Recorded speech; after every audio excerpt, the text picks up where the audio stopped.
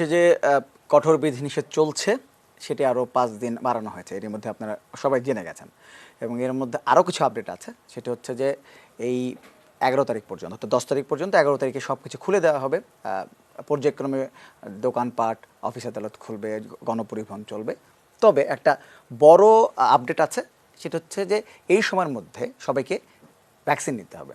18 বছরের বেশি যারা আছেন 11 তারিখের পর কেউ ভ্যাকসিন ছাড়া রাস্তায় বের হতে পারবেন না, এমন একটি ঘোষণা এসছে। এবং যদি রাস্তায় স্বাস্থ্যবিধি না মানেন তাহলে শাস্তির ব্যবস্থা আছে। এবং বলা হয়েছে, সরকারের পক্ষ থেকে বলা হয়েছে, যদি আইন না থাকে তাহলে অধ্যাদেশের মাধ্যমে আইন শৃঙ্খলা বাহিনীর কাছে বিচারিক ক্ষমতা দেওয়া হবে, যেন স্বাস্থ্যবিধি যারা না মানেন তাদেরকে শাস্তির আওতায় আনা যায়। এই যখন পরিস্থিতি বা এই ঘোষণাটি যখন এলো, তখন সাধারণ মানুষের মধ্যে একটা বড় প্রশ্ন, যেটা আমরা যারা সংবাদকর্মী আছি তাদেরকে সামনে যাদের পেয়েছেন তাদেরকে জিজ্ঞেস করেছেন, ফোন করে জিজ্ঞেস করেছেন, সেটি হচ্ছে এই যে 7 দিনের মধ্যে অর্থাৎ 10 তারিখের মধ্যে কি দেশের সবাইকে করোনার টিকা দেওয়া সম্ভব? দেশের 18 বছরের ঊর্ধ্বে যদি জনসংখ্যা হিসাব করি তাহলে প্রায় 11 কোটির বেশি মানুষ আছে। 11 কোটি মানুষকে সবাইকে কি করোনার টিকা দেওয়া সম্ভব? তাহলে এই যে করোনার টিকা ছাড়া রাস্তায় বের হলে শাস্তির ব্যবস্থা কিংবা বেরোতে যাবে না, এটি কীভাবে বাস্তবায়ন করা হবে? সব কিছু মিলেই আমরা আজকে এই ব্যাপারটি বোঝার চেষ্টা করব, যে যে ঘোষণাটি এলো কতটা বাস্তবসম্মত, সেই ঘোষণাটি কতটা বাস্তবায়ন করা সম্ভব, গণটিকার যে কথা বলছি সেই সক্ষমতা আমাদের বা সরকারের আছে কিনা, সেই বিষয়গুলো আজকে জানার চেষ্টা করব। এবং এই বিষয়গুলো নিয়ে যারা অভিজ্ঞ, যাদের খোঁজ খবর রাখেন, তারা আমাদের সঙ্গে যুক্ত হয়েছেন। 4 জন আমাদের সঙ্গে আছেন, একটু ছোট্ট করে সবাইকে পরিচয় করে দিই।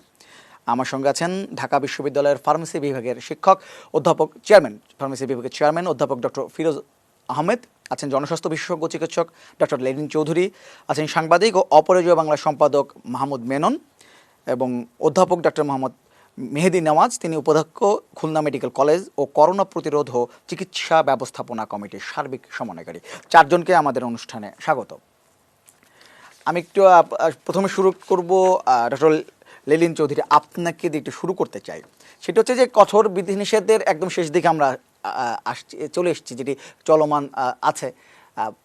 এই যখন শেষের দিকে চলে আসছে, আর মাত্র 3-4 দিন আছে, তখন কিন্তু দেখা যাচ্ছে যে রাস্তায় অনেকটাই শিথিল হয়ে গেছে। বিশেষ করে 1 তারিখে যখন গার্মেন্টসগুলো খুলে দেওয়া হলো, তারপরে এই রাস্তায় গণপরিবহন চলাচল ছাড়া খুব একটা এই বিধিনিষেধ যে কার্যকর হচ্ছে সেটা আমরা দেখছি না। গণমাধ্যমে যে খবর, প্রতিদিনই রাস্তায় মানুষের সংখ্যা বাড়ছে। সেখানে যে 5 দিন আবার বিধিনিষেধটা বাড়িয়ে দেওয়া হলো, এটি আপনার কি মনে হয় কোন লক্ষ্য অর্জনের জন্য এই 5 দিন বাড়িয়ে দেওয়া হলো, এবং সেই লক্ষ্যটা কি আসলে এই অবস্থায় অর্জন করা সম্ভব? ধন্যবাদ। যে 5 দিন বাড়িয়ে দেওয়া হলো, এটি আসলে আমাদের মধ্যে একটি কৌতূহল তৈরি করেছে। আসলে কেন বাড়িয়ে দেওয়া হলো? কারণ গার্মেন্টস এবং কলকারখানা খুলে দেওয়ার সাথে সাথে আনুষাঙ্গিক ভাবে এর সাথে যুক্ত সমাজের একটি বড় অংশ কিন্তু খুলে যাচ্ছে, সাথে দোকানপাটও খুলে যাচ্ছে। তাহলে কেন বাড়িয়ে দেওয়া হলো? আমার ধারণা, বাড়িয়ে দেওয়া হলো এর মধ্যে দিয়ে দুটো ঢাল তৈরি করা। একটা হচ্ছে সাধারণ মানুষকে বলা, আমরা তো বিধিনিষেধ দিয়েছিলাম, তোমরা মানো নাই, তাই তোমাদের রোগ বেশি, করোনা বেশি হচ্ছে, মৃত্যু বেশি হচ্ছে, আমাদের কোনো দোষ নাই, সব দোষ সাধারণ মানুষ। দ্বিতীয়ত আরেকটা হচ্ছে, কিছু পরিকল্পনা করতে হয়।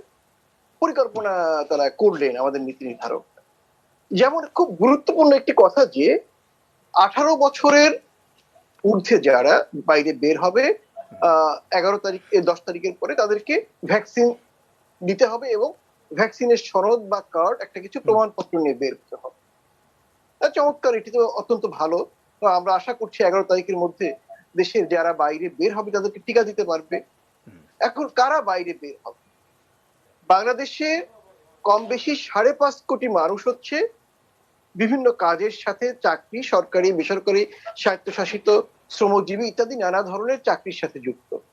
এই লোকগুলোকে বের হতে হবে, অতএব তাদেরকে টিকা দিতে হবে। এর মধ্যে রয়েছে 42 লক্ষ গার্মেন্টস শ্রমিক। আচ্ছা, যারা অলরেডি ইতিমধ্যে কাজে যোগ দিয়েছে তাদেরকে টিকা দিতে হবে। নন আরএমজি ওয়ার্কার আমরা বলি, মানে গার্মেন্টস এর বাইরে যে একটি বিশাল শ্রমজীবী মানুষ রয়েছে, তাদের টিকা দিতে হবে, ইত্যাদি ইত্যাদি। আমাদের এখন টিকা মজুদ রয়েছে 1.25 কোটি, কিছুদিন পরে 2 কোটি আসবে। 11 তারিখ থেকে দোকানপাট খুলে যাবে। বাংলাদেশে 70 লক্ষের মতো দোকান রয়েছে, ছোট বড় মিলে। এবং যদি গড়ে প্রতি দোকানের জন্য মালিক কর্মচারী সহ আমরা 2 জন করে মানুষকে টিকা দেওয়ার কথা বলি, তাহলেও কিন্তু 1,40,00,000 মানুষকে টিকা দিতে হবে। তাহলে যদিও দোকান মালিক সমিতির পক্ষ থেকে বলা হচ্ছে মালিক কর্মচারী মিলে তাদের প্রায় 2 কোটির মানুষকে টিকা দিতে হবে। তাহলে এই 2 কোটির সাথে 42 লক্ষ গার্মেন্টস শ্রমিক, সাথে নন মানে গার্মেন্টস শ্রমিক না এমন আরো প্রায় 80 লক্ষ থেকে 1 কোটির মতো। তো এই মানুষদেরকে টিকা দেবে এবং টিকা নেওয়ার পরে একটা বাইরে বের হবে, এই জাতীয় একটা পরিকল্পনাকে আমরা কি বলবো? কারণ এই যে পরিকল্পনার সাথে বাস্তবতার সম্পর্ক সুদূর পড়া হতো, মানে 19-20 নয়, শূন্যের সাথে 1000-এর যে পার্থক্য, সেরকম একটি পার্থক্য। তাহলে এটা তো বাস্তবায়নযোগ্য না। কিন্তু শুধু শুধু বলে কেন যে মানুষের মধ্যে এই বিভ্রান্তিটা ছড়ানো হয়, আমরা এর অর্থ জানি না। আমরা বারবার একটা ব্যাপার দেখছি, সেটি হচ্ছে গার্মেন্টস। জি বলেন বলেন। জি হ্যাঁ, প্লিজ। আমি সেটা হচ্ছে গার্মেন্টস শ্রমিকদের যেভাবে এক সন্ধ্যার নোটিশে মানবেতর ভাবে কাজের জায়গায় নিয়ে আসা হলো, এটি যদি পরিকল্পনা হয়ে থাকে তাহলে আমরা বলবো আমরা এই দেশের আমজনতা আপনাদের পরিকল্পনার এই সুশাসন থেকে মুক্তি চাই। আচ্ছা, জি আমি আবার আসছি আপনার লেলিন চৌধুরী আপনার কাছে। আমি একটু মাহমুদ বিনুন আপনার কাছে একটু আসতে চাই। সেটি হচ্ছে যে এই যেটি নিয়ে সবচেয়ে বেশি আলোচনা হচ্ছে যে 11 তারিখের পরে 18 বছরের ঊর্ধ্বে যারা বের হবেন তাদেরকে অবশ্যই করোনার টিকা নিতে হবে এবং সেটার প্রমাণপত্র নিয়ে বেরোতে হবে এবং সেটি না দেখাতে পারলে শাস্তি। এটি মুক্তিযোদ্ধা মন্ত্রী আজকের সবাই বলেছেন। কিছুক্ষণ আগে স্বাস্থ্য মন্ত্রণালয় থেকে একটি ছোট্ট আমাদের কাছে SMS পাঠানো হয়েছে, নোটিশ জানা হয়েছে যে তারা বলছে যে এটি স্বাস্থ্য মন্ত্রণালয়ের বক্তব্য নয়। তারা এই কথা বলছেন। এই যদি অবস্থা হয় তাহলে যে ঘোষণাটা সকালবেলা দেওয়া হলো সন্ধ্যাবেলা স্বাস্থ্য মন্ত্রণালয় নিজেই অস্বীকার করে ফেলছেন, তাহলে কি যেটা বলছে যে লোক দেখানো পরিকল্পনা বা কিংবা লোক দেখানো ঘোষণা, এটা কি লোক দেখানো ঘোষণায় পরিণত হচ্ছে কিনা? আনমিউট করে বলতে হবে মেনন ভাই। আমি একটু হাতে তুলেছিলাম কথাটা বলার জন্য, খুব দ্রুত, কারণ আমাদের আলোচনা যদি ওই লাইনে বেশি দূরে এগোতে থাকে তাহলে এই তথ্যটা আমাদের খুব জানা দরকার। লেলিন ভাইয়ের এর মধ্যে স্বাস্থ্য মন্ত্রণালয় বলে দিয়েছে এই বক্তব্য স্বাস্থ্য মন্ত্রণালয়, এই বক্তব্য একটা আন্তঃমন্ত্রণালয়ের সিদ্ধান্ত এবং সেই বৈঠকের আন্তঃমন্ত্রণালয় ছিলেন তিনি খুব ক্যাটেগরিক্যালি বলেছেন এবং দেশের বাইরে ইভেন আমি নিজে সাক্ষাৎকার দিয়েও বলেছেন এই বক্তব্যটি এখন আমরা এই সন্ধ্যায় মধ্যরাতে এসে জানলাম যে এই বক্তব্যটি স্বাস্থ্য মন্ত্রণালয়ের নয়। তার মানেই হচ্ছে এরপরে আর পরিকল্পনা নিয়ে প্রশ্ন সুযোগ নেই, কারণ হচ্ছে এটা বোঝা যায় যে পরিকল্পনাটি আসলে কত ভাবে করা হয়েছে, তাদের মতামত এবং তারা দিয়েছে এবং তারা কতখানি ভেবেচিন্তে এগুলো এই সক্ষমতা তৈরি হয়েছে তাদের। এই সন্ধ্যার বক্তব্য রাত 12টায় যখন এরকম পরিস্থিতি, এটা খুবই দুঃখজনক। একটি এই সরকারের এই সিস্টেমে মন্ত্রণালয়ের এতগুলো মানুষ সিদ্ধান্ত নেয়, সেই সিদ্ধান্তটি রাতে যদি একজন দুজন ওই মন্ত্রণালয়গুলোর প্রধানতম তাহলে এটা কিন্তু মানে এটাই বলে দেয় যে এখানে কোনো চিন্তা করা হয়নি এই সিদ্ধান্ত নেওয়ার। 18 বছরের এই সিদ্ধান্তটি আমি আমার মেয়ে তার বয়স এখন 22, আমি তো 11 তারিখের পরে আর বাইরেই আমি আমার রেজিস্ট্রেশন করতে যাচ্ছি টিকা দেওয়ার জন্য, আমাকে বলছে তুমি এলিজিবল না, বাট নিউজ তো এসেছে যে 18 বছর পরে একটা বেরোতে পারবে না, 18 বছর বেশি বয়স। মানে এই যে প্রত্যেকটা ছেলে মেয়ের মধ্যে আজকে যে আতঙ্কটা ছড়িয়েছে সেটি একটা ভয়াবহ এবং আমরা কিন্তু ইয়াং জেনারেশনের কাছে একটা ব্যর্থতারও পরিচয় দিলাম যে তাদের কাছে একটা ভুল তথ্য দিচ্ছি। ওরা কিন্তু এগুলোকে খুব গুরুত্ব দেয়, এই ধরনের তথ্য রাষ্ট্র সিস্টেম এই ধরনের তথ্য, ভুল তথ্য অথবা পরিকল্পিত তথ্য পরিকল্পিত ভাবে প্রচার করে, পরিকল্পনার সিদ্ধান্তের মধ্যে দিয়ে প্রচার করে এগুলো। এবং আপনি যদি মুক্তিযুদ্ধ মন্ত্রণালয়ের মাননীয় মন্ত্রীর বক্তব্য আমরা সবাই শুনেছি, সকল মিডিয়া তার সাথে কথা বলেছে এবং সেখানে কিন্তু তিনি খুব মাহমুদ বেনুন একটু আপনার কথা সম্পর্কে একটু ভেঙে ভেঙে আসছে। আমরা একটু অন্য জায়গায় যাব, আপনি এরই মধ্যে নিশ্চয়ই আমাদের টেকনিক্যাল টিম এটি ঠিক করে ফেলবে, তারপর আবার আসছি আপনার কাছে। আমি সম্ভবত ইন্টারনেটের কারণে আমি এবং দর্শক যারা আছেন তাদের একটু জানিয়ে দিতে চাই, অনেকেই সারাদিন ধরে এই একটা ভয়ে ছিলেন যে শেষ পর্যন্ত কি আসলেই এই টিকা না দিলে 11 তারিখের পরে বেরোনো যাবে না। আজকে আবার বলি, স্বাস্থ্য মন্ত্রণালয় থেকে জানানো হয়েছে যে এই ঘোষণার সঙ্গে তাদের কোনো সম্পর্ক নেই এবং এমন ঘোষণা দেওয়া হয়নি। এটি হচ্ছে ঘোষণা। আমি একটু অধ্যাপক ডক্টর ফিরোজ আহমেদ আপনার কাছে আসতে চাই। আপনি আজকে লেখা দেখছিলাম, একটা ঢাকা পোস্টে একটা লেখা দেখছিলাম, সেখানে গণটিকা নিয়ে আপনি কথা বলেছেন, লিখেছেন। একটু জানতে চাই, এই যে আমাদের কাছে 1 কোটি, যদি আমি এই মুহূর্তে বলি, স্বাস্থ্যমন্ত্রী যেটি বলেছেন, আমাদের কাছে টিকার এই মুহূর্তে মজুদ হচ্ছে 1 কোটি। আমরা টিকা দেওয়ার আগামী 1 সপ্তাহের মধ্যে আমরা 1 কোটি মানুষকে টিকা দেওয়ার প্ল্যান করেছি। আপনার কাছে কি মনে হয় 14,000 কেন্দ্র থেকে 1 কোটি মানুষকে আমরা টিকা দেবো 1 সপ্তাহের মধ্যে? এই 14,000 কেন্দ্র থেকে 1 কোটি মানুষকে টিকা দেওয়ার যে সক্ষমতা, মানে 1 সপ্তাহের মধ্যে, সেটি কি আছে কি না, আপনার কি মনে হয়?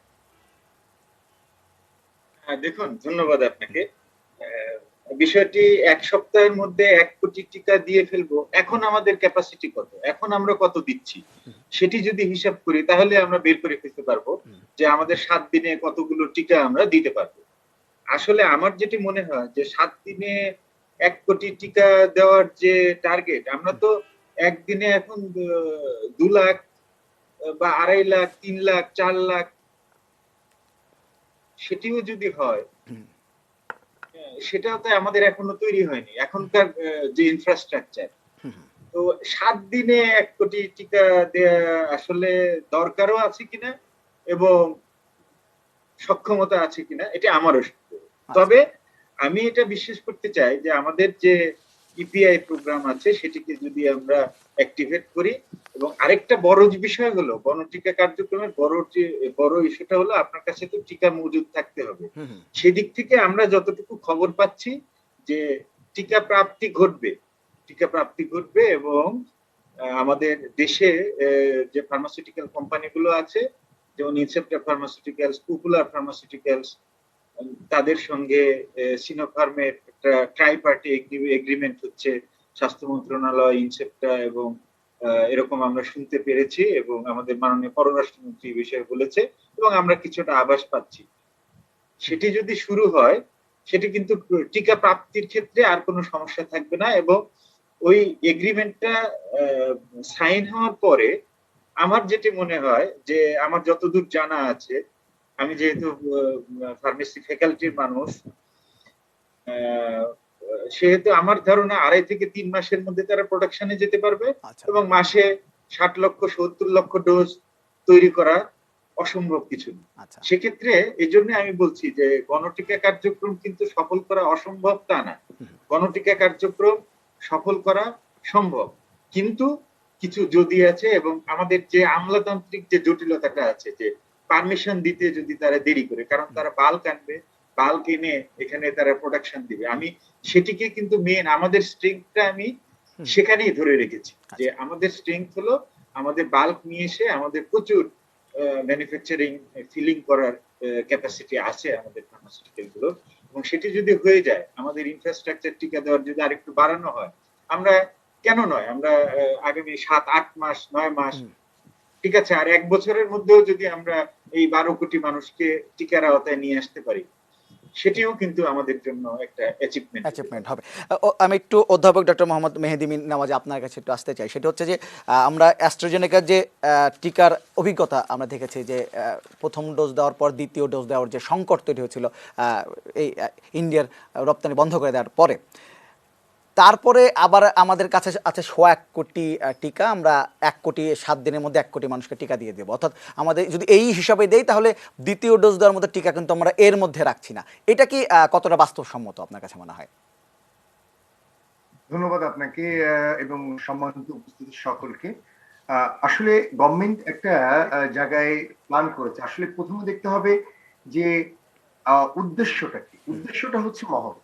উদ্দেশ্য মহৎ এই কারণেই বলবো যে গভর্নমেন্ট চিন্তা করেছে যেভাবেই হোক না কেন আমার দেশের মানুষকে আমি সকলকে টিকার আওতায় আনবো। যে কথা ফিরোজ আহমেদ স্যার বলছিলেন যে আসলে আমরা 1 বছর সময় নেই, আমরা যদি আগামী ডিসেম্বরের মধ্যে আমরা চিন্তা করি এখান থেকে 6 মাস, আরো 6 মাস নেক্সট ইয়ারের মধ্যে আমাদেরকে তার মধ্যে টিকার আওতায় আনলেও আমরা হ্যাপি এবং এর একটা কার্যকারিতা অবশ্যই বা পাবো। এখন আমরা প্রথম ডোজ টিকা যেরকম নেওয়া হয়েছিল অ্যাস্ট্রাজেনিকার, অনেকে ওই সময় নিতে পারেনি, রেজিস্ট্রেশন করেছিল, তাদের সম্ভব হয়নি, কারণ আপনারা জানেন যে একটা প্রতিকূল অবস্থা সৃষ্টি হয়েছে। এখন যে মুহূর্তে প্রতিকূল অবস্থা সৃষ্টিতে কেটে গেল, আমাদের কাছে যে পরিমাণ টিকা এসে পৌঁছালো অ্যাস্ট্রাজেনেকার, সেই পরিমাণ টিকা দেওয়ার সামর্থ্য আমরা আছে এবং গভর্নমেন্ট বলছে যে আপনারা টিকা দিয়ে দেন। এর একটা কারণ আছে, টিকা দিয়ে দেন এরও বিষয় হচ্ছে যে গভর্নমেন্টের কাছে ইনফরমেশন আছে যে আমার 2.5 কোটি টিকা যেটা ইন্ডিয়াতে আটকে আছে, এছাড়াও আমার অ্যাস্ট্রাজেনেকার টিকা আমরা জাপান থেকে পেয়েছি, আমাদের আবার শিডিউল দেওয়া আছে, আমরা সামনে আবার পাবো। অর্থাৎ ইনফরমেশনটা একেবারে তাদের কাছে নেই এই কথাটা বলা যাবে না, ইনফরমেশনের জায়গাটাও তাদের কাছে আছে যে আমরা দিতে চাই। এটাকে একটু এগিয়ে এসে সাহসিকতার পরিচয় দেখান। যদি ইনকেস আমরা না দিতে পারি, তাহলে আমরা যে আমার 2 মাসের মাথায় দিতে হবে, বিষয়টা ঠিক এরকমও না। আমরা তো দেরি করেছিলাম, আমরা 2 মাসের মাথায় দিই, আমরা টিকাটাকে নিয়ে আমরা 4 মাসের মাথায় সে হিসাব করলে এখন মে, জুন, জুলাই 3 মাসের মাথায় পেলাম। আমরা এটা যদি 5 মাসের মাথায়ও পাই, এর কিন্তু আপনার তার এফিকেসি এটা কমে যাবে বিষয়টা তা নয়, বরঞ্চ বিভিন্নভাবে বলা হচ্ছে যে আমরা যদি একটু ওভার করে টাইম দিই, যেহেতু টাইম ছিল না ওইটা, সেহেতু আমাদের 2 মাসের মাথায় দিতে হয়েছে। আপনাদের মনে আছে কিনা, যদি আমাদের হাতে আরেকটু সময় থাকতো, আরেক মাস টিকাগুলোর মেয়াদ, তাহলে আমরা আরেক মাস পরেও দিতে পারতাম। বিষয়গুলো একটা রোড ম্যাপ আছে, গভর্নমেন্ট একটা জায়গায় কাজ করতে গেলে রোড ম্যাপ। হ্যাঁ, সমন্বয়হীনতার জায়গায় এই যে হঠাৎ করে মুক্তিযুদ্ধ মন্ত্রণালয় থেকে যে কথাটা বলা, আবার স্বাস্থ্য মন্ত্রণালয় জিনিসটা কাট করে দেওয়া, আমরা এখন মুক্তিযুদ্ধ মন্ত্রণালয়ের কথাই কিন্তু বিষয়টাকে মানবো না, সর্বশেষ আদেশের অর্থাৎ স্বাস্থ্য মন্ত্রণালয়ের বিষয়টাকে নিব।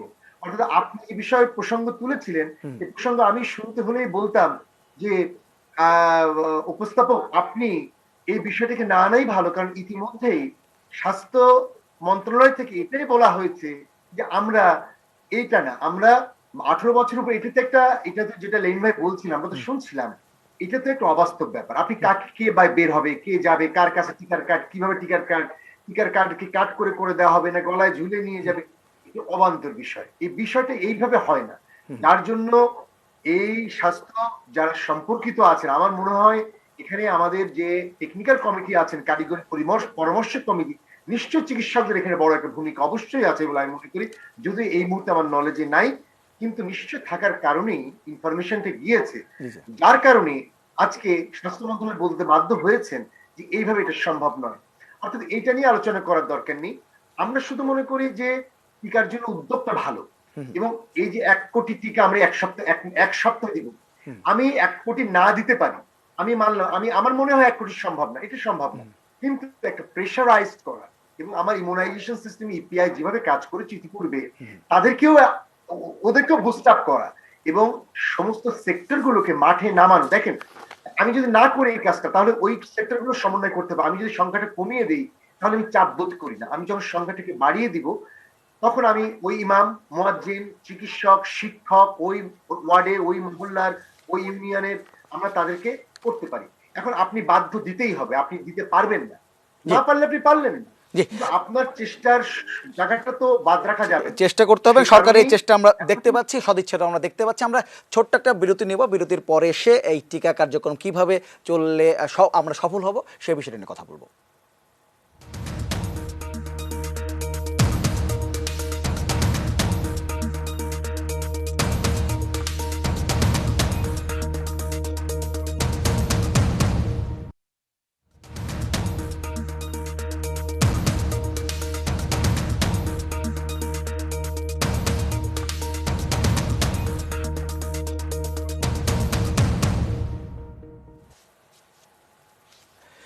আগামী 7 দিনে 1 কোটি মানুষকে টিকা দেওয়ার পরিকল্পনা নিয়েছে সরকার, অর্থাৎ গণটিকা দেওয়ার একটা পরিকল্পনার কথা আজকে ঘোষণা করেছে সরকার পক্ষ থেকে বলা হয়েছে। এবং এইটি কতটা সম্ভব, কিভাবে সম্ভব, সেই বিষয়টা নিয়ে এখন আমরা একটু জানার চেষ্টা করব। আমি একটু ডক্টর লেলিন চৌধুরী আপনার কাছে জানতে চাইবো, একজন আমাদের এই অনুষ্ঠান যা চলছে ফেসবুক পেজে স্ট্রিমিং হচ্ছে এটি, সেখানে একজন মন্তব্য করেছেন, নওরিন সারার নামে একজন মন্তব্য করেছেন। তিনি লিখেছেন যে কমেডি চলে এই দেশে, পুরাই কমেডি। তিনি মন্তব্য করেছেন এই যে অর্থাৎ যে ঘোষণাটা এলো, এই যে টিকা ছাড়া বাইরে বেরোনোর পরে এটা স্বাস্থ্য মন্ত্রণালয় থেকে অস্বীকার করা, এবং তারপরে যে বেশ কিছু আগের দিন থেকে দেখছি আমরা এই যে কঠোর বিধিনিষেধের কথা বলা হচ্ছে, তারপর সেটি শিথিল হয়ে যাচ্ছে। সব কিছু মিলে মানুষের কাছে একটা ভুল বার্তা। সরকার একটা ভালো পদক্ষেপ নেয়, কিন্তু শেষ পর্যন্ত দেখা যায় পরিকল্পনা ঠিকমতো বাস্তবায়ন হয় না এবং মানুষের কাছে একটা ভুল বার্তা যায়। যেমন লকডাউন এখন আমাদের মানুষের কাছে একটা হাস্যরসের অবস্থায় পৌঁছে গেছে। তো এই যে ধরনের যে সিদ্ধান্তগুলো আছে, সেই সিদ্ধান্তগুলো আরও চিন্তাভাবনা করা, বাস্তবসম্মত চিন্তাভাবনা করা, এই যে গণটিকার ব্যাপারটি আছে সেটি আরও একটু ভালোভাবে পরিকল্পনা নিয়ে তারপর জনগণের সামনে আনলে কি এটি জনগণের বিশ্বাস কিংবা এটি অর্জনে আরও বেশি ভালো হতো কিনা? অবশ্যই যদি পুরো বিষয়টি সুপরিকল্পিত হতো তাহলে এটি জনগণের আস্থা অর্জন করতে পারে। আমি আজকে 9টা থেকে 10টা রাতে একটা টেলিভিশন চ্যানেলের প্রোগ্রামে ছিলাম, যেখানে মুক্তিযুদ্ধ বিষয়ক আমাদের মাননীয় মন্ত্রী ছিলেন। তার দেয়া তথ্য আমি বলছি, আমি জানি না রাত 12টায় সেটি বহাল রয়েছে কি রয় নাই। উনি বললেন সারা দেশে 14,000 টিকাদান কেন্দ্র স্থাপন করা হবে এবং সেখানে একযোগে সারা দেশে টিকাদান হবে। আমি হিসেব করে দেখলাম যদি আমরা 7 দিনে 1 কোটি মানুষকে টিকা দিতে চাই, তাহলে প্রতিদিন 102 থেকে 3 জন মানুষকে প্রতিদিন টিকাদান কেন্দ্রে টিকা দিতে হবে। এখন যে সময় রয়েছে আমাদের আগামী 3-4 দিন সময়, এই 3-4 দিন সময়ের মধ্যে 14,000 কেন্দ্র স্থাপন করা সম্ভব হবে কি হবে না এ ব্যাপারে আমার সন্দেহ রয়েছে।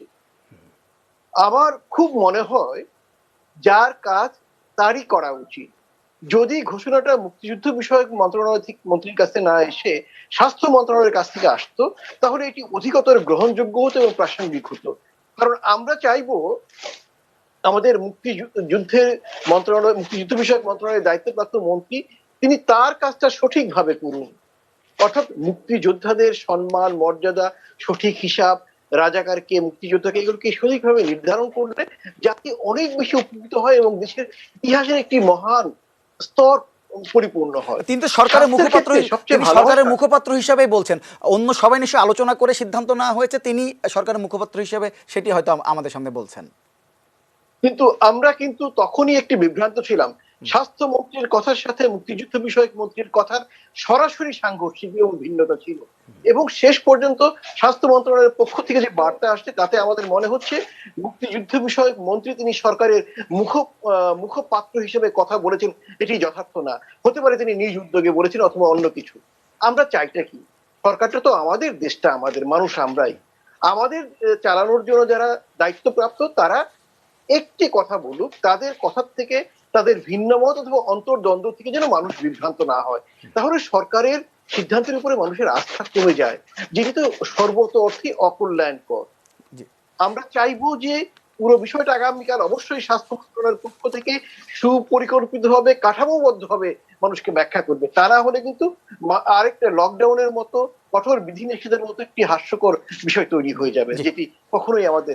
নিশ্চয় আগামীকাল যখন প্রজ্ঞাপন জারি হবে নিশ্চয় আমরা এই ব্যাপারে আরো পরিষ্কার ধারণা পাবো। একটু মাহমুদ বিনুন আবার আপনাকে আসতে চাই, সেটি হচ্ছে একটি জায়গায় বলা হয়েছে যে স্বাস্থ্যবিধি মানার ক্ষেত্রে এবার সরকার কঠোর হতে যাচ্ছে এবং আইন প্রয়োগ করা হবে, অর্থাৎ স্বাস্থ্যবিধি না মানলে সাজা দেওয়ার ব্যবস্থা হবে। এক্ষেত্রে আইন যদি নাও থাকে তাহলে অধ্যাদেশের মাধ্যমে আইন শৃঙ্খলা বাহিনীর কাছে, বিশেষ করে পুলিশের কাছে হয়তো বিচারিক ক্ষমতা দেওয়া হবে। এটি আসলে কতটা বুদ্ধিমানের কাজ হবে সেটি শেষ পর্যন্ত আবার বুমেরাং না হয়ে যায়। এবং তারপরও এই যে মাস্ক না পরা, মাস্ক পরার ক্ষেত্রে যেন আইনটা, অনেকের মতামত আর কি, যে মাস্ক যারা পরবে না তাদেরকে সাজা দেওয়া হবে, এই ব্যাপারটি যেন আবার মাঠ পর্যায়ে ভালোভাবে পালন করা হয়। এই ব্যাপারটি কিভাবে বলবেন আপনি? না, থ্যাংক ইউ। এবং আমার মনে হয় যে এটা একরকমের, আমি কিন্তু এটার একটু পক্ষেও, কারণ সাধারণ মানুষ এত বেশি অমান্য করে বিষয়টাকে যে তাকে কিছুটা সাজারে একটু চাপের মধ্যে আনাটা খুব জরুরি। ডক্টর মেহেদিও একবার বলেছিলেন যে একটু চাপ তৈরি করলে সেটার একটা রেজাল্ট পাওয়া যায়। আমার মনে হয় যে আইন প্রয়োগের মাধ্যমে হয়তো স্বাস্থ্যবিধি মানার ব্যাপারটা নিশ্চিত করা যেতে পারে, কিন্তু সেটার চেয়েও যেটা জরুরি সেটা হচ্ছে যে আইন প্রয়োগ যে করবো সে প্রয়োগের সিস্টেমটা, সেখানে যেন, আপনার কথাটা খুবই সত্য, যে সেটার পরিকল্পনায় যেন আমরা ভুল না করি। যেমন আমরা ওই 18 বছরের বয়সের বেশি যদি কেউ বেরোয়, সেটা তো এখনো আপনি স্বাস্থ্য মন্ত্রণালয়ের যে প্রজ্ঞাপনটা এখন যে নোটটা পাঠিয়েছে মিডিয়ায়, সেটাতে কিন্তু এখনো পর্যন্ত তারা এটাকে ভয়েড করে নাই। তারা বলেছে এটি স্বাস্থ্য মন্ত্রণালয়ের বক্তব্য নয়, এটি আন্তঃমন্ত্রণালয় বৈঠকে সিদ্ধান্ত হয়েছে, কিন্তু স্বাস্থ্য মন্ত্রণালয় এটাকে ডিজোন করেছে। কিন্তু এই বক্তব্যটি এখনো যে একেবারেই উঠে বাতিল করে দেওয়া হয়েছে তা কিন্তু এখনো কোনো পক্ষ থেকে আমরা জানি নাই। যদি সেটা হয়ে থাকে এবং পুলিশের হাতে যদি আপনার এই এটা দেয়া হয়, আমরা কিন্তু অতীতে ধরুন এই কতগুলো সিদ্ধান্ত কিন্তু হয়েছে যে পুলিশের বিশেষ পাস নিয়ে তারপর বের হতে পারবে, সেটা কিন্তু কয়েকদিন চলে তারপরে আর কোনো কার্যকর হয় নাই। এই কোভিড এর সময় এটা কিন্তু সবচেয়ে বেশি আমরা দেখেছি যে সিদ্ধান্ত অনেক রকমেরই হয়েছে, কিন্তু কোনোটাই বাস্তবায়নের জায়গায় গিয়ে একটা ফ্রুটফুল বাস্তবায়নে সম্ভব হয়নি। সেটা আমি 100 ভাগ আমরা বিভিন্ন সময় বলি যে আমাদের দেশের ইগনোরেন্ট পিপলের কারণেই হয়তো হয়, যে সাধারণ মানুষ মানতে চায় না, বুঝতে চায় না, তার অবুঝ মন এই বাঙালির।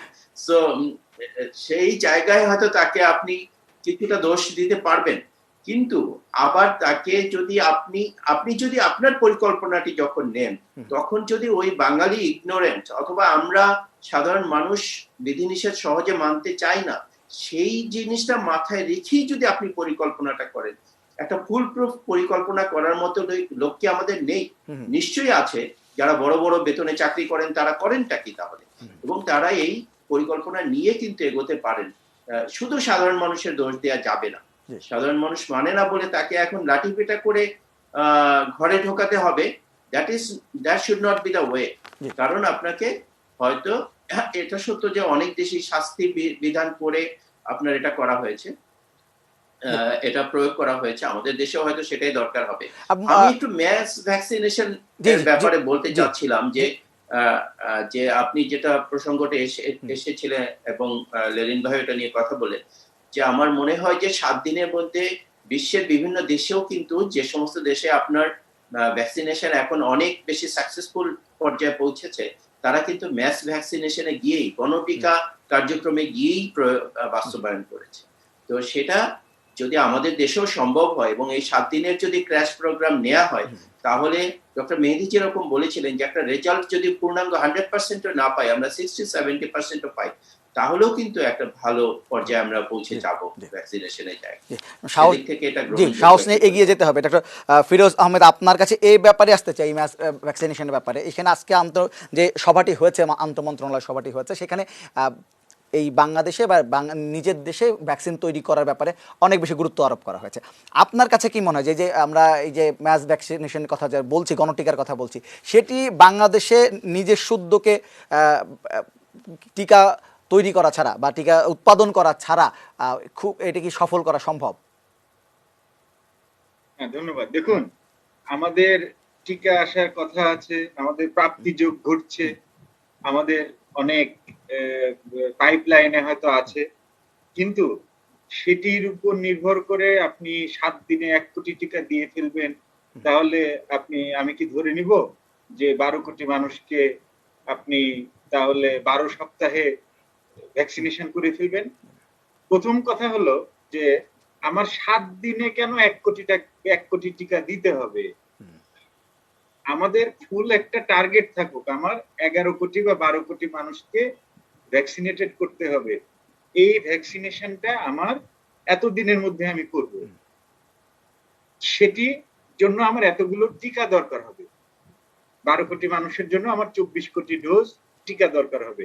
সংস্থান কিভাবে হবে, কতগুলো আসবে, কতগুলো পেয়েছি, তবে সেগুলোর উপর নির্ভর করে আপনি কিন্তু বসে থাকলে বাহির থেকে আসবে, কোভ্যাক্স থেকে আসবে, সিনোফার্ম থেকে মাসে মাসে আসবে, তারপরে এরকম করে স্পুটনিকের সঙ্গে কথা হচ্ছে, তারাও হয়তো তো সেখান থেকে আনা যাবে। সেরামের অভিজ্ঞতা তো খুবই খারাপ আমাদের দেশে। সিরামের অভিজ্ঞতা থেকে হয়তো আমরা পাবো, কিন্তু সেরকম কোনো যদি দুর্বিপাক ঘটে, এই জন্য স্বাবলম্বী হওয়ার কোনো বিকল্প নাই। আমাদের সে ক্যাপাসিটি আছে, আমাদের বাল্ক নিয়ে এসে আমাদের দেশের, আমি প্রথমেও বলেছিলাম যে আমাদের ইনসেপ্টা এবং পপুলার শুধুমাত্র একমাত্র ইনসেপ্টারই প্রতি মাসে 60-70 লক্ষ ডোজ টিকা বা তারও বেশিও সম্ভব, যদি ওই আচ্ছা, ভায়ালটাকে এখনো এনাবেল করা হয় বা এখনো কেন এটা ভাইরাল সম্ভব হচ্ছে করা না? হয়। এটা কি শুধুমাত্র সিদ্ধান্তহীনতার কারণেই এখন আমরা এই উৎপাদনে যেতে হ্যাঁ, পারছি না? এটি হচ্ছে একটা ফ্যাক্টর হচ্ছে সিনোফার্মের এগ্রিমেন্টের জন্য নাকি তারা কাগজ পাঠিয়েছে, তাহলে সিনোফার্মের পক্ষ থেকে সিগন্যাল আছে। এবার সরকারের যে প্রক্রিয়াটি সেটি সহজ করতে হবে, দ্রুত পদক্ষেপ নিয়ে যেন এটি এখানে বাল্বটা নিয়ে আসার জন্য কিন্তু আবার ওষুধ প্রশাসন অধিদপ্তরের অনুমোদন লাগবে, যে সরকারের উচ্চ পর্যায় থেকে মাননীয় প্রধানমন্ত্রীর কার্যালয়, মাননীয় প্রধানমন্ত্রী যদি হস্তক্ষেপ করেন, এই চুক্তিটি খুব তাড়াতাড়ি হবে। এবং চুক্তিটি হয়ে যাওয়ার পরেই আমার তো মনে হয় যে 2 মাস থেকে 2.5 মাসের মধ্যে আমাদের কোম্পানিগুলো তারা প্রোডাকশনে যেতে পারবে। স্পুটনিকের টিকার ক্ষেত্রেও একই রকম ঘটনা ঘটবে। এবং চায়না আরেকটা প্রোটিন বেসড যে ভ্যাকসিনটা আছে সেটির দিকেও আমাদের নজর দিতে হবে, সেটিও বাংলাদেশে নিয়ে আসা যেতে পারে। অর্থাৎ আমাদেরকে এই মুহূর্তে যেহেতু আমরা ভ্যাকসিন আবিষ্কার করতে পারছি না, এখন আমাদের বাল্ক নিয়ে আসতে হবে। বাল্ক নিয়ে এসে আমাদের দেশে ফিলিং করে, যেমন সিরাম যে কন্ট্রাক্টটি করেছে সেরকম কন্ট্রাক্টে যে আমাদের বাল্ক নিয়ে এসে যদি আমরা সাফিসিয়েন্ট প্রোডাকশন দিতে পারি, হ্যাঁ আমাদের উদ্বৃত্ত থাকলে আমরা বাইরে এক্সপোর্ট করব, জি সেটি তো আমাদের তো ভ্যাকসিনটা নষ্ট হচ্ছে না। জি কাজে আমার যেটি মনে হয় এখানে বেশি গুরুত্ব দেওয়া দরকার। মাস্কের বিষয়টা তো বলা হলো, মাস্কের বিষয়টাও একটু বলি, যে সেটি হলো যে বাধ্য করতে হবে মানুষকে মাস্ক, আপনি মাস্ক বিনামূল্যে বিতরণ করুন না, জি প্রত্যেকের বাড়িতে বাধ্য বাড়িতে করতে হবে। মাস্ক। ডাক্তার লিলিন চৌধুরী, আপনার কি মনে হয় স্বাস্থ্যবিধি মানার ক্ষেত্রে আসলে কঠোর হওয়ার সময় এসে গেছে আমাদের? দেখুন, শুরুটা কি করতে হবে, মানুষকে তো মাস্ক পরতে কিভাবে হয় এটা তো শেখাতে হবে। আজকে 17 মাস হয়ে গেল, আমরা কি এটাকে আমাদের প্রশাসনের পক্ষ থেকে নিয়মিত কর্মসূচি হিসেবে, কাজ হিসেবে গ্রহণ করিনি? বলুন তো, এখানে আমরা যে 4 জন আছি, আমাদের কাউকে কি সরকার অথবা কর্তৃপক্ষের পক্ষ থেকে কিভাবে মাস্ক পরতে হয়, খুলতে হয় সেটা আমরা জানি? আমরা জানি না। দ্বিতীয় কথা, আমার দেশের যে মানুষগুলো এখন দরিদ্র সীমার নিচে বাস করে এবং নতুন মানে কোভিড পুয়ার হয়েছে, এই মানুষগুলোকে আমরা কি বিনামূল্যে মাস্ক দেওয়ার ব্যবস্থা করেছি, যে মাস্কটা বারবার ধোয়া যায়? আমরা বারবার একটা কথা বলে এসেছি, সরকার 20 কোটির মতো মাস্ক নিজে কিনুক অথবা প্রধানমন্ত্রীর ত্রাণ তহবিলে মানুষকে প্রদান করার জন্য আহ্বান জানায়। এবং আজকে মন্ত্রী পরিষদে যে কমিটির কথা ভাবা হয়েছে, ওয়ার্ড ভিত্তিক একটি স্বেচ্ছাসেবক কমিটি, যার কথা আমরা কয়েক মাস যাবত বলে এসেছি, যে ওয়ার্ড, গ্রাম, মহল্লা ভিত্তিক একটা স্বেচ্ছাসেবক টিম করা হোক, যে টিমের পক্ষ থেকে 2 জনের একটা দল হবে, প্রত্যেকটা ঘরে ঘরে গিয়ে মানুষকে ভোট চাওয়ার মতো করে বলবে যে দেখেন, আপনাদের বাড়ি থেকে বের হতে হলে মাস্ক পরতে হবে, এটা মাস্ক এভাবে পরে এবং এভাবে খুলে, এটা আপনি মেনটেন করেন। এবং যেসব পরিবারে মাস্কের দরকার আছে, বিনামূল্যে ধোয়া যায় পুরো ব্যবহারযোগ্য মাস্ক দেওয়া হোক। তারপরে যদি মানুষ না পড়ে, তখনই আপনি কেমন শাস্তির ভয় দেখাতে পারেন অথবা শাস্তি দিতে পারেন। আগে তো আপনার যোগানটা, ট্রেনিংটা, উদ্বুদ্ধকরণটা করে তারপরে তো আপনি বাধ্য করবেন। আপনি যদি বাধ্যটা আগে করেন, আপনি খাবার না দিয়ে যদি পিঠে লাঠি মারতে চান, তাহলে তো সেটি গ্রহণযোগ্য হবে না। আগে মাস্ক দিতে হবে, তারপরে দিতে হবে। জি জি, আমি একটু অধ্যাপক ডক্টর মোহাম্মদ মেহেদী নেওয়াজ আপনার কাছে একটু জানতে চাইব, টিকার ব্যাপারটা জানতে চাই যে ঢাকার মধ্যে তো অবশ্যই ফ্যাসিলিটি খুবই ভালো টিকা দেওয়ার, আমরা শেষের দিকে আছি, যে গ্রামের দিকে বা ঢাকার বাইরের দিকে টিকা দেওয়ার ব্যাপারটি আসলে কতটা প্রস্তুত প্রশাসন, বা আপনারা কতটা প্রস্তুত আছেন? ধন্যবাদ। এই ঢাকার মধ্যে তো আছেই, যেটা বললেন, এটা একটা সিস্টেম আছে। আসলে আমাদের একটা কিন্তু অভিজ্ঞতা আছে কি, ইপিআর ভ্যাকসিনেশন। ইপিআর ভ্যাকসিনেশনটা কি আমরা এখানে কিন্তু ইপিআর ভ্যাকসিনেশনটাই আমরা কাজে লাগাচ্ছি। আমি একটু বলি আপনাকে, আমাদের এই যে ওয়ার্ড ভিত্তিক বা ইউনিয়ন ভিত্তিক একটা করে ইউনিয়ন পরিষদকে সিলেক্ট করে 3টা করে বুথ নেওয়া হয়েছে, এবং এই 3টা করে বুথে 3 দিন, সপ্তাহে 3 দিন আমার এই করোনার এই ভ্যাকসিন দেওয়া হবে। বাকি 4 দিন কিন্তু আবার ওই যে ইপিআই যে ভ্যাকসিন শিডিউলটা কমপ্লিটলি চলতো, অর্থাৎ পাশাপাশি 2টা কাজ চলতো। অর্থাৎ আমার ঢাকার মানুষও যেভাবে ইপিআই ভ্যাকসিনেশন থেকে ভ্যাকসিনেটেড হয়েছে, আমার সুদূর আমি যদি বলি সে শুধু শ্যামনগর সাতক্ষীরার মানুষ, তার বাচ্চারা, সকল বাচ্চার বাংলা ইমিউনাইজেশন তো বাংলাদেশ পৃথিবীতে একটা স্থান দখল করে আছে। সেই জায়গায় যদি সেই ইমিউনাইজেশন সাকসেসফুল হতে পারে এতভাবে, আমরা তো ঠিক সেই ক্যাটাগরিতে ঢুকেছি, আমরা আলাদা করে কোনো কিছু করছি না। তবে হ্যাঁ, আমাদেরকে উদ্বুদ্ধকরণের জায়গাটাকে, আমরা বাচ্চাদেরকে নিয়ে আসার ক্ষেত্রে মার উদ্বুদ্ধকরণ হয়, বাবার উদ্বুদ্ধকরণ হয়, বাট এই আমাদের বয়সী সিনিয়ররা বা যারা, তারা এতদিন পর উদ্বুদ্ধকরণ। আরেকটা বিষয় হাস্যকর লাগছে একটা কথা শুনে, সেটা হচ্ছে যে আমরা শাস্তির বিধান এই কথাটা আমি কম আসি নাই বিভিন্ন মিডিয়ার মধ্যে। লেন ভাইও তো আসছেন, একই কথা সবাই আমরা বলে থাকছি। আমরা কি কম বলেছি? এই দুইটা কথা বারবার বলেছি।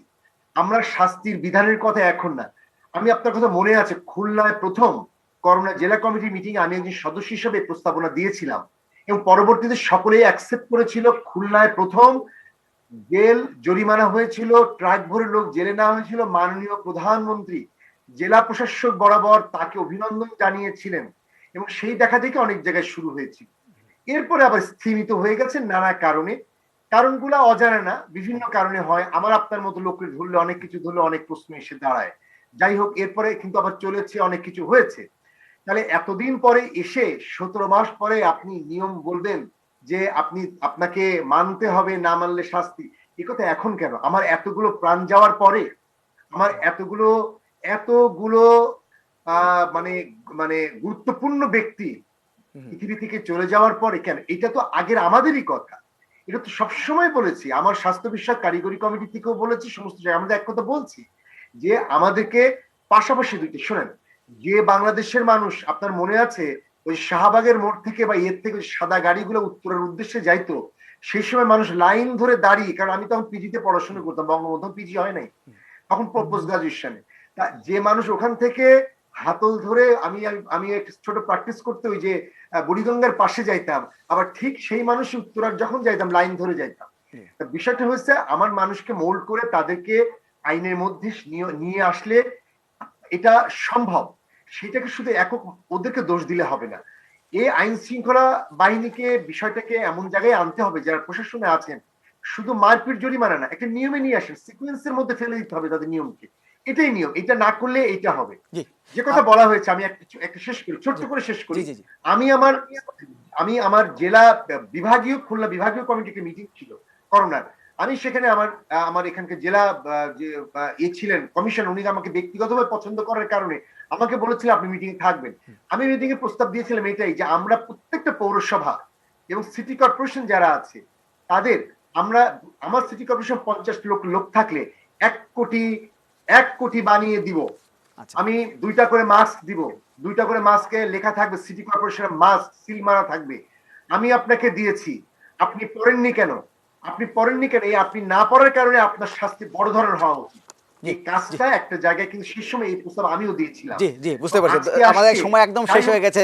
ডক্টর মেহেদী নেওয়াজ, ধন্যবাদ আমাদের সাথে যোগ দেওয়ার জন্য। এবং আমরা পুরো আলোচনায় আজকে যেটি বুঝতে পারলাম, সেটা আগে স্বাস্থ্যবিধি মানার ক্ষেত্রে আগে মাস্ক যদি আমরা জনগণকে সরবরাহ করি, তারপর এই আইন মানার ক্ষেত্রে কঠোর হই, তাহলে এটি সফল হওয়া সবচেয়ে বেশি সম্ভব।